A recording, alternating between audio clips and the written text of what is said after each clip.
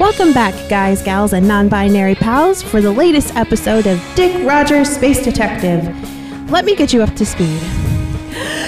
On August 10th, the nerds were invited back to DBQ Fest, Iowa's oldest art festival, for the third year in a row, and while we were excited to be there, as always, we were especially excited to be able to present both parts of a 2-episode story for the live audience. So, if you weren't there that day and you didn't catch last month's episode, I am legally required to advise you to pause this episode right now and go back to listen to Dick Rogers and the Kindergarten Caper before continuing this episode. Or at least that's what our attorney, Michael Skevington Esquire, advised us to do. But if you have heard Kindergarten Caper, you're good to go. Just keep on listening, and me and the rest of the nerds will catch you at the end. Here we go! In the new world of space detecting, there's no name more well-known or more well-respected in the underworld of space crime. There's no name more feared. From Space Station Alpha to Asteroid Z, there's no man whose career is followed more closely than the adventures of Dick Rogers, Space Detective. When we last left our hero, he had been coerced into aiding and abetting a nefarious scheme, surprised by a puckish and precocious child, and he is currently being held to the point of his own blaster by what seems to be a living stuffed doll. I've got this under control. Which is all part of his ingenious master plan. But you might ask, what could that plan possibly be? To find out, all you have to do is leave your radio turned to WPUN for Dick Rogers and the Dukkan's design. Now get moving, Space Detective. If we're gonna clear out this vault before they swap it, we're gonna have to move fast. And by fast, I mean 90% of the speed of light. Easy, Trouble. What would the kid think if you blasted me right in front of him? Ooh, yeah, Trouble! Blast him! Pew, pew, pew! But Dick would never get to find out whether Trouble would have obeyed young Dweezil's command. Whew. Because at that very moment, Trouble fell limply into Dweezil's arms, dropping the blaster in the process, as the rest of the goons that accompanied them to the bank came charging out of the shadows, closely followed by a swaggering Lorena Isorio. Dick. I see you managed to stun Gus and Eddie, but did you think they would be the only ones keeping an eye on you? This is going to be our biggest caper yet, and there's no way I'm letting a jive stooge like you stop me from gaining the notoriety I deserve. And all that money. What's that? You think I do this for the money? Well, when you're preparing to grab lift an entire bank vault without the request of the bank manager, or at least the head of the maintenance, I assure you're not planning on turning it in for one of those scrap metal value. You small-minded fool. You can't imagine anything more valuable than money. Well, as a working stiff, I do find it helpful to keep lights on and food on the table. The only thing you keep in the fridge is ice for your whiskey. You stay out of this, honey. How did you even get here in the first place? Mom, that wasn't me. That was Trouble. I'm sure it was, dear. St. Charlie, could you get my son back to the house? It's past your bedtime, young man. Aw, Mom, do I have to? This instant, mister. You'll need your sleep if you want to grow up big and strong like Charlie here. The largest man Dick had ever seen stepped up and gently took Dweezil's hand to lead him out of the darkened bank. But if Charlie's extensive collection of scars and hyper-tattoos was any indication, the nickname Saint could be nothing but ironic. Okay, little man. Let's get you home and in bed. Aw, no! Wait, can you read me a bedtime story? Any story you want. Will you read me my favorite? Of course. The Fuzziest Bunny and the Ear of Corn. As the hulking man and the tiny child walked out hand in hand, Lorena turned back to Dick with a mischievous glint in her eye. Of course, a bottom-feeding gumshoe like you couldn't fathom the work we're doing here tonight. Well, I guess you'll just have to enlighten me. I guess I will. Go on then. I will. Then do it. Okay. But as their witty banter reached new heights, groans could be heard from the direction of the elevators. What happened? I think we got hit with a wide beam stun blast. Will you two quit lollygagging and get over here? I may have underestimated our jive guest here. I can't even trust him while we've got our eyes on him. He found a way to sneak my son out here and put him in danger. I'm sure he'd find a way to try and ruin our masterpiece. I'd like you two to take him into the maintenance room over there and... She drew her index finger slowly across her throat. Take care of him. I thought you'd never ask. Our extreme pleasure. But Dick was nothing if not unflappable. He quickly and calmly came up with a plan to buy himself some time. Just like that? I spend all day looking after your charming and well-behaved son, and you're just gonna... He drew his index finger across his throat. Take care of me? I'd offer you 7 credits an hour for babysitting, but I don't think you'd accept my dirty money. And, you say you're about to achieve your masterpiece. You're just going to bump me off and leave me wondering what stroke of genius I missed experiencing? Now, don't be so dramatic. Besides, I'm sure the banks will try to keep our little master stroke secret for as long as they can. Wait, banks? Plural? Why do you think we're grab lifting the whole vault? If all we wanted to do was empty it, we would have done it hours ago. Well, I guess I'll never have a chance to let the secret slip. Why not enlighten me? If you insist. You see, we've been casing banks on this station for months, and we finally found the perfect pair. Both Intergalactic Savings and Loan, where we are, and Ground State Bank and Trust have the exact same model vault. The Zithrax Hypervault Mark 32.5. In fact, they're sequential serial numbers. We've infiltrated the staff at both banks and learned not only the ins and outs of their security systems, but also both vault combinations and how to reset them. We've got 16 hours to pull the heist of the century. When they open up tomorrow, neither bank will know anything has happened until they have to enter their vaults to find the contents completely different. And neither one will want to admit what happened to other banks or even to law enforcement. Who knows how long it will take them to figure out just exactly what happened. And by then, how will they fix the days, weeks, maybe even months of chaos that has ensued? And you're not going to steal anything? Well, we did take those pens that are chained to the teller counters and replace them with bananas, but that was only to heighten the chaos. But what's really the point? I knew you would never understand. Eddie, Gus, get him out of here and do what you do best. And as the surly thugs dragged Dick off into the maintenance closet full of Lorena's terminal instructions, it's time for a word from our sponsors. No, you can't just leave me like this. Aw, crap. For all your commerce for back-to-school supplies, you can rely on Zithrax. Yes, Zithrax. Our pencils are made with 80% more lead than our competitors. Our new and improved Trapper Keepers are 20% less likely to trap your fingers. And backpacks are now certified 100% radiation-proof. Why? Don't ask. Zithrax, the school supplies for all Zinglorpian moms count on.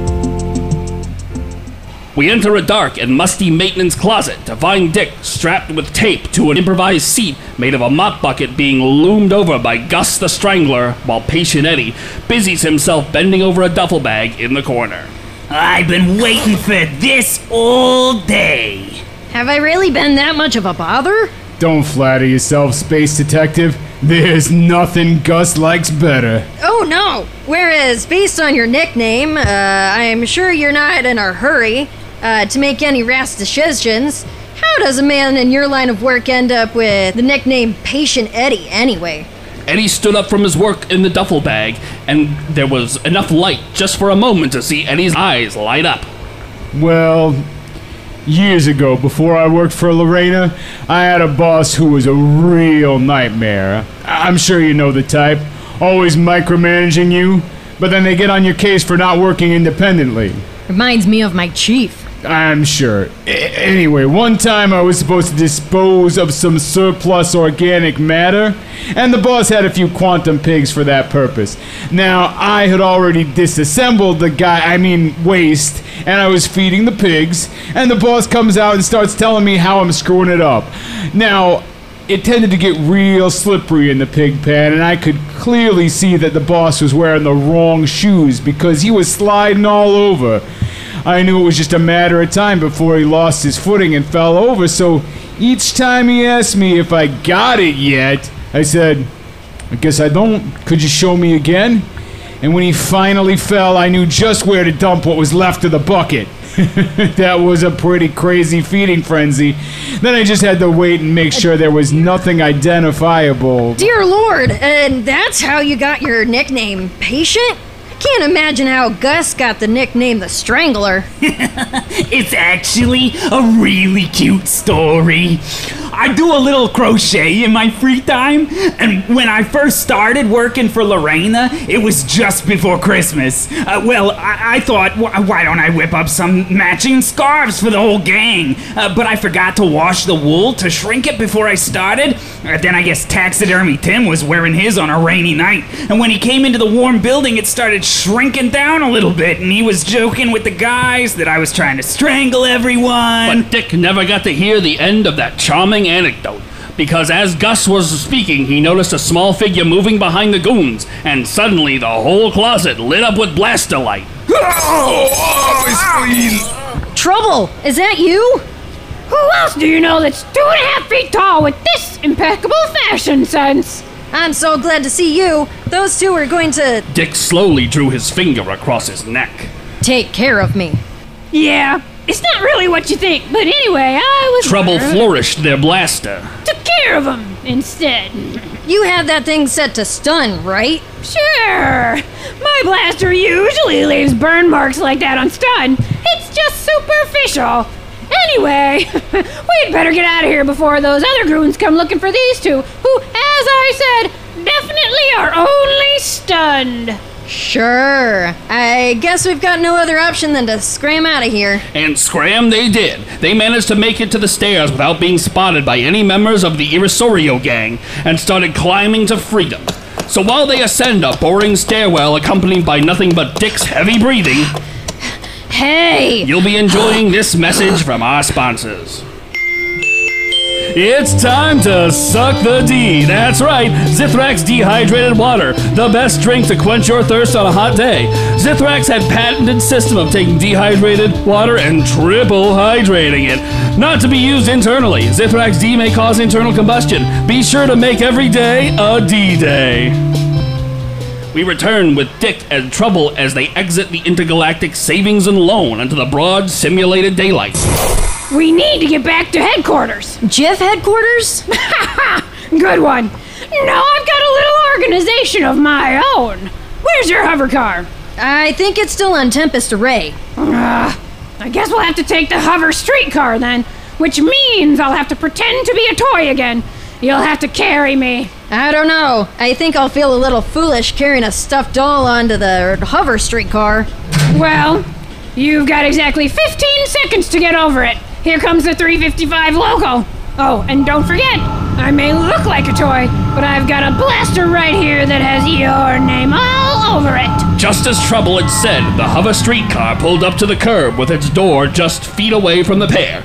Trouble collapsed into Dick's arms, facing him to keep the blaster between the two, and out of sight of the passengers they were about to join. I'm not so sure about this, Trouble. And I'm not so sure about being seen in public with a lawman, but we all have to compromise sometimes. Now move, or you'll never have to feel embarrassment again. Ouch! Careful with that thing. Okay, I'm going. And with that, Dick calmly stepped onto the hover streetcar with more empty seats than full ones, but he was still getting some strange looks. Hey, buddy, nice doll.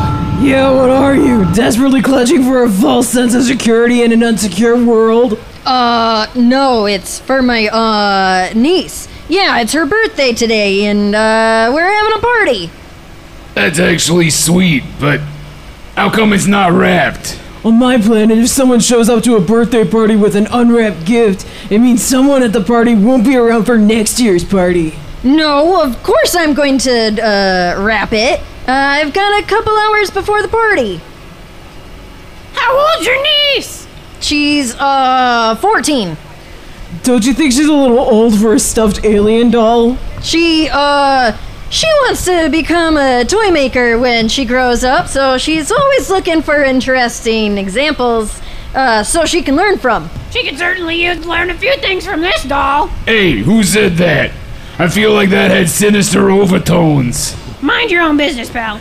Hey, buddy, isn't this your stop? I don't think so. I've still got a ways to go to get to my office. Are you sure you're going to your office?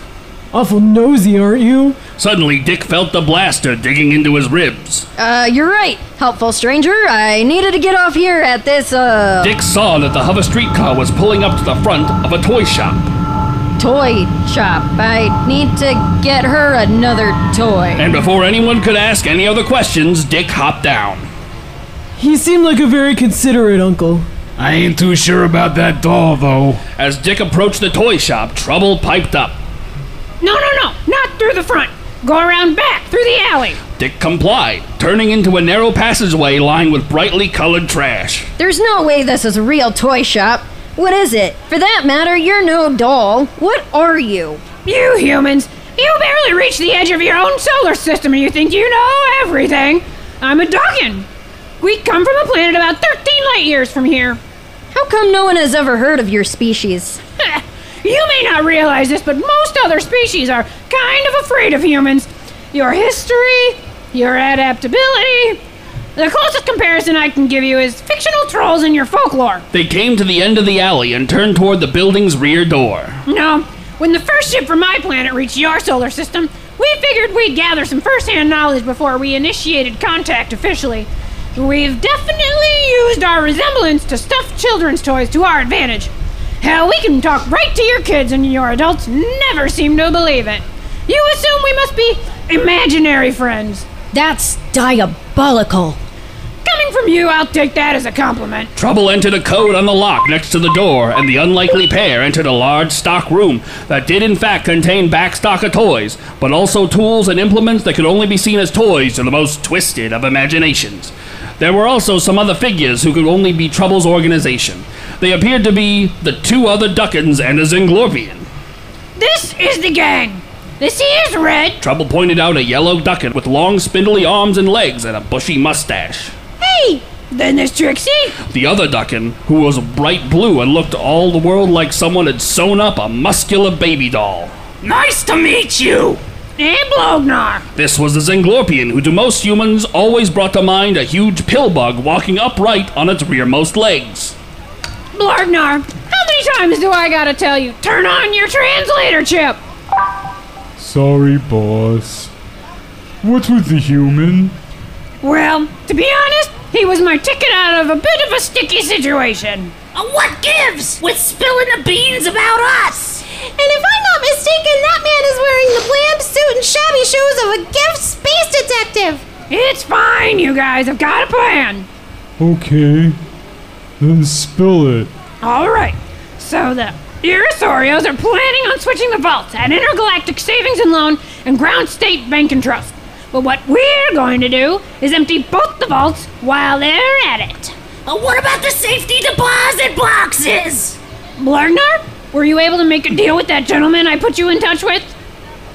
I got the nanite auto lockpicks, if that's what you're asking. But that guy was about as far from a gentleman as you can get. Nanite auto lockpicks are one of the most illegal pieces of technology out there. Those nanites can't tell the difference between the metal the lock is made of and the metal that a space station structure is made of. But, I mean, I kinda can't believe you're even talking about your plan in front of me. You know I'm gonna go straight to the gift the first chance I get. Well, the thing is, Dickie boy, you're not going to get that chance. In fact, for you the world ends in this room. You mean you're going to... Dick drew his finger across his throat. Take care of me? We sure are. And I don't mean we're gonna shrink a restrictive wool scarf around your neck that will keep you out of the way without harming you seriously. Wait, was that what Lorena meant by this? Dick drew his finger across his throat again.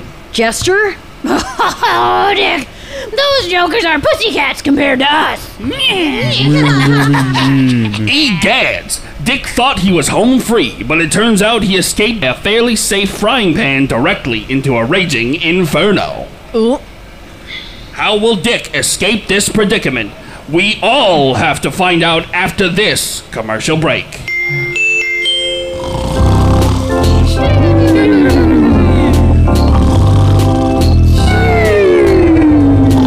Zithrax find them in a store near you.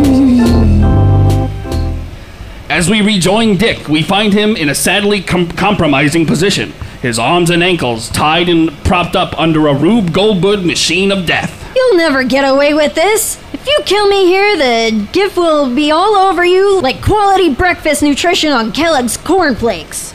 Just give it up, Dick. You'll never leave here alive. We'll continue our string of crimes and no one will be any the wiser.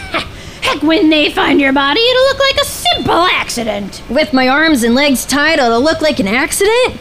That's why you're tied up with Zithrak's patented super smooth cord. It's so smooth it won't leave any ligature marks on your corpse. We'll just remove it. Yeah, those Giffies will never even suspect. And I doubt they'll even look into it that closely. You're not exactly the most popular lawman on the station. All right, gang. Grab your stuff. We're out of here on our way to the biggest payday yet.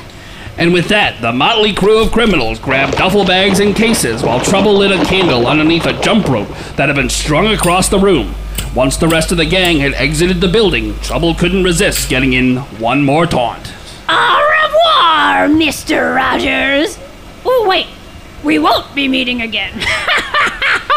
And with that, Trouble also exited the building, leaving Dick to fret out the machinations of his demise. Don't be so dramatic. Even the untrained eye could follow the working of this machine of death. The candle burned through the jump rope, which let a toy piano drop from the ceiling, which landed on one side of a children's skis, which had been propped up like a teeter-totter. Aliens. They always forget about humans. Which catapulted a soccer ball onto a trampoline that had been lashed to the wall. Just because their hands don't flatten out when relaxed, they forget that ours can. Which then bounced off and ricocheted onto the power button of a toy record player, setting it spinning. So when they tie your arms together, they forget that they have to tie them in the thinnest part of your wrist. Which started winding the pull string of a Jenny Walks-A-Lot doll. Which makes it almost too easy to slip your arm out of the rope like so. Who then, when her string had been fully pulled, began to walk toward a 25-ton safe, which had been precariously balanced so that when she bumped it... Then you can untie your legs at your leisure and stroll out of there trapped like nothing happened. It would crash down where Dick had just been moments earlier. Heh, that was no trouble at all. Ha ha ha. Now, it's time to radio the chief. Dick patted his pockets, coming up empty. Just as soon as I get to my office. Will Dick get back to his office and call out the cavalry before two banks find themselves in the wrong vaults that are also empty? Find out after these words from our sponsor. Another DBQ Fest is drawing to a close. Then all kinds of people from all over our community are making their purchases. No matter who they are or what art they choose, like this one. Chances are, their dinners will have one thing in common. Art. It's what's for dinner. Wait, what? No, you're not supposed to eat that. Delicious. In the darkened building of the Intergalactic Savings and Loans, the Irisorio gang had just finished freeing up the vault. Okay, I've got everything disconnected. If you haul back with that grav lifter, you should be able to swing it right out. Are you sure you haven't seen Eddie or Gus? Have you checked that maintenance closet? No, not yet. I ain't seen him since they took that space detective away. Well, check the closet already. While in the deeper shadows, Trouble's gang was whispering amongst themselves. And they'll find me laying on the floor, at which point they'll be so distracted grabbing me and making arrangements for someone to take me back. I'll be able to crack the vault so Trixie and I can sneak in and get to work. I can't wait to try those nanite lockpicks. What's my job again? You keep an eye on the humans, and if any of them spot us or catch on to what we're doing, you... Trouble drew their index finger across that fleecy throat. Take care of them. Just to be clear, you're not talking about the thing with the scarf, right? If there's any wool involved, you'll have to be very creative. Got it. Just then, all the lights came on, where GIF officers were running and grav repelling from every angle. Hey! Partner! You know what to do! You'll never take the Irisorio family alive! And with that, the the Duckans dropped lifelessly onto the floor, while Blognar drew a blaster from his carapace and started firing. He was able to open himself an escape route as the brave Giffies drove out of the way. What was that about? It was at that very moment that Dick ran into the bank, followed closely by the surprisingly lithe and balletic form of the Chief. Drop that vault carefully and get down on the floor with your hands behind your head. And drop those scarves. I've seen what they can do. And I suppose you want me to get down on the floor and ruin this beautiful suit? Oh no, Lorena. You're coming with me just as soon as I can get these cuffs on you. That's fine by me. But first, I'd like to shake the hand of the first lawman smart enough to catch me. Dick stepped toward her with his hand outstretched. Not you, Dick. Although I guess I'll never know how you escaped my best men. It was barely me at all. It was Trouble. You sound just like my son. Put it there, Chief. Don't mind if I do. The Chief stepped up and clasped his hands with Lorena. I guess you showed me. Now hold still. The Chief clapped her in irons and handcuffed her off to the nearest constable. Now take her away, Gutierrez. Sure thing, Chief. I'm serious, Chief. These three. He pointed down at the Duckans, feigning inanimateness on the ground. They're a species of alien we haven't made formal contact with called the Duckans. The green one is the one who created the corpses you'll find in this maintenance closet. This one's name is Trouble. They're the ringleader. The Zenglarpian who ran off is part of their gang too. Oh, really? And I'm sure my son's army men get out of the drawer and fight tiny little wars amongst themselves whenever we leave the room. You grab the toys, we'll take the criminals. With that, the Chief and the rest of the Giffies took the last of Lorena's goons out of their hover paddy wagons, leaving Dick with the apparent toys. I'm not crazy, right? You guys are alive, aren't you? But there was no response from the small, fuzzy figures at his feet. Dick reached down and lifted Trouble up into the light. Hey, wake up! He shook Trouble lightly, but there was no reaction. I guess I am crazy. Maybe my morning whiskey was a little stronger than I realized. Dick let his arm drop to the side, Trouble included.